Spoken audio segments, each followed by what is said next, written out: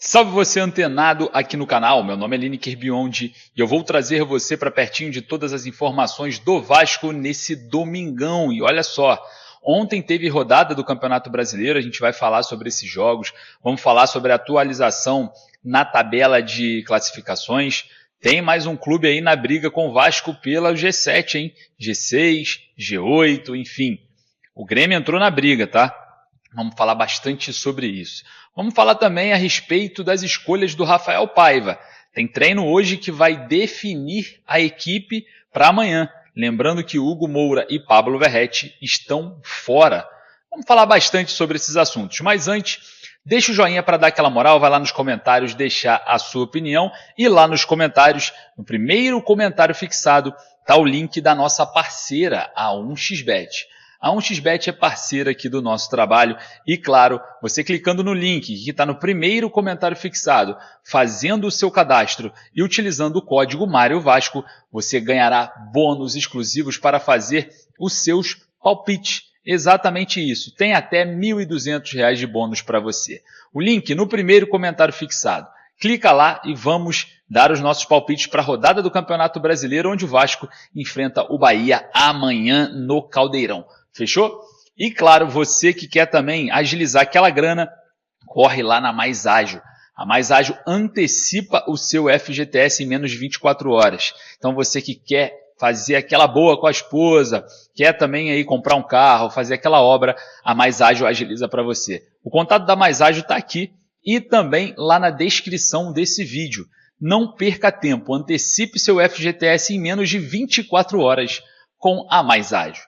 Solta a vinheta, bora pro vídeo, porque amanhã tem Vasco, mas a rodada continua e a gente vai estar de olho em todos os jogos.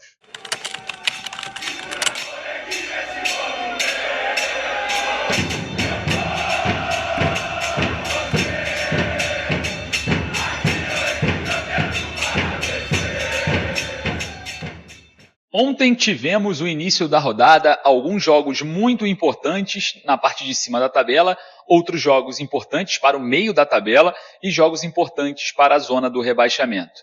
O jogo entre Flamengo e Juventude decretou o Juventude derrotado, sendo ele o primeiro da zona do rebaixamento com 34 pontos, a 6 pontos do Vasco, que continua na 10ª colocação e pode ultrapassar o Atlético Mineiro, que perdeu em casa. Exatamente, o Atlético perdeu e o Vasco pode ultrapassá-lo.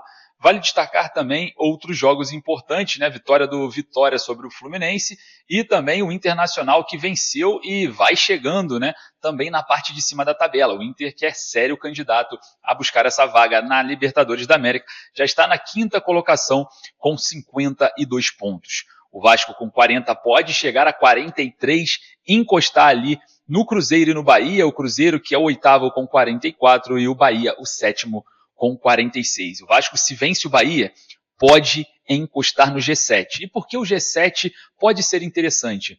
Nós temos o Atlético Mineiro contra o Botafogo praticamente, né? Dificilmente acontecerá um apocalipse na Libertadores da América.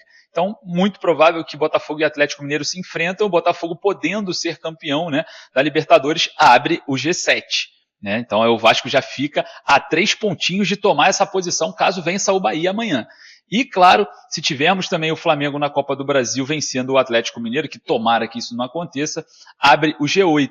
E o Vasco hoje, antes da rodada, antes de entrar em campo contra o Bahia, já está a 3 pontos, podendo aí, né, chegar, na verdade, a 4 pontos, podendo chegar a 1 pontinho, né, de distância desse possível G8, que eu prefiro que não aconteça, eu prefiro que o Vasco chegue no G7. Tá? Essa é a minha opinião. E claro, o técnico Rafael Paiva de olho, né, nessa situação, porque o Grêmio venceu bem e chegou a 38 pontos. O Vasco com 40 olha para trás, o Grêmio vem se encostando ali também na tabela de classificações. Mas é claro, o técnico Rafael Paiva já trabalha com o elenco nesse domingo para definir o time que vai enfrentar o Bahia amanhã no Caldeirão. Olha só, agora pela manhã o tempo começa, né, uma mudança climática considerável, né? Não está mais aquele sol que esteve ontem e a gente já começa a nos preocupar com a condição do gramado em possíveis chuvas, né? Observando aqui o tempo meio nublado, uma ventania assim bem considerável, a gente precisa também analisar o fator climático, meteorológico, para não termos problemas como tivemos na semifinal contra o Atlético Mineiro. O certo é, o técnico Rafael Paiva tem 2 grandes problemas. O volante Hugo Moura e o atacante Pablo Verratti estão fora, suspensos pelo 3º cartão amarelo.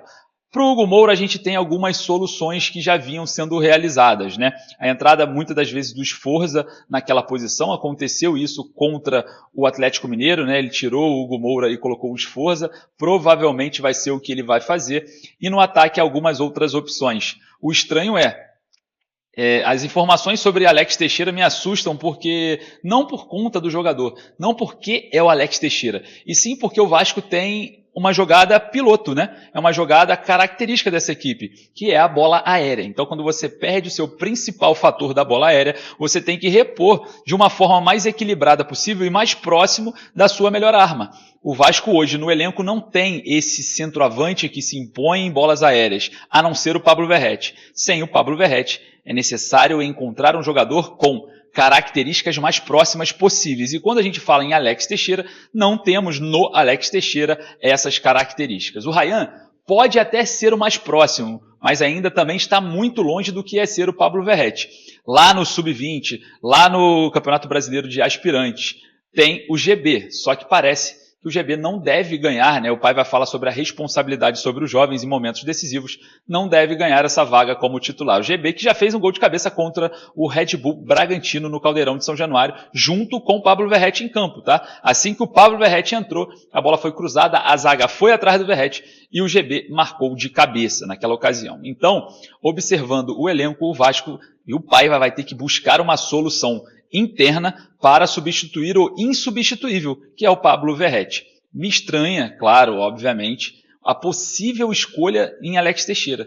Eu não vejo uma jogada de linha de fundo do Lucas Piton, ou do Paulo Henrique, ou do próprio Puma Rodrigues, ou do Leandrinho, a bola ser alçada na área e o Alex Teixeira se impor entre os zagueiros do Bahia para finalizar de forma aproximada aquilo que o Pablo Verratti faz, que são os gols de cabeça. Então, para não perder a principal característica dessa equipe, o Paiva vai ter que quebrar a cabeça para pegar, né, essa falha de janela de transferências e tampar da melhor forma possível. É óbvio, tampar o sol com a peneira, mas é o que precisa ser feito. Ingressos esgotados para Vasco e Bahia, eu trouxe essa informação, óbvio, não foi oficializada ainda pelo clube, mas no site não temos acesso nenhum mais para ingressos, mas a gente vai estar, obviamente, atualizando vocês de toda a situação envolvendo essa partida de amanhã e todas as notícias você acompanha aqui com a gente e nós estaremos em loco novamente, mais uma vez, para fazer a cobertura para vocês, estar trazendo tudo em cima do lance para você não perder nada. Então, como sempre, corra e nos siga em todas as redes sociais, não dê mole, acompanhe tudo em primeira mão, você e o Vasco mais próximo possível. E ó, informação para vocês dessa situação envolvendo o Vasco contra o Bahia. A situação é o seguinte, o elenco acredita que se vencer esse jogo, pode sonhar com coisas maiores. Então o Vasco está muito concentrado para essa partida contra a equipe baiana no Caldeirão de São Januário. Você acredita na vitória amanhã? Então dá aquela moral, deixa seu like, vai lá nos comentários deixar a sua opinião, porque daqui a pouco eu volto com mais informações. Um forte abraço, saudações vascaínas.